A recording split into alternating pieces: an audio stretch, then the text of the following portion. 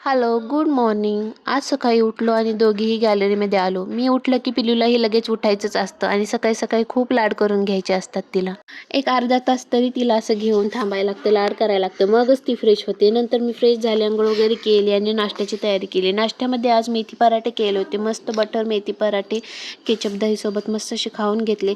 आणि मी नाश्त्याच्या गडबडीमध्ये किचन कट्ट्यावरती एवढा पसारा करून ठेवला होता खूप.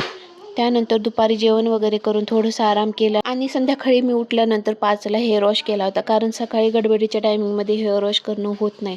त्यामुळे हेअर वॉश झाल्यानंतर मस्त अशी गरम गरम कॉफी बनवली आणि संध्याकाळची सिरियलचा टाईम झाला होता. मस्त असं टी व्ही बघत बघत कॉफी पिऊन घेतली. कॉफी पिलं की मूड असा मस्त फ्रेश होऊन जातो आणि सिरियल बघत तर काय खूपच मजा येते. आणि कॉफी पीत पीत हीच विचार चालू होता की रात्रीच्या जेवणामध्ये काय बनवायचं. सगळ्याच महिलांना हा खूप मोठा प्रश्न असतो.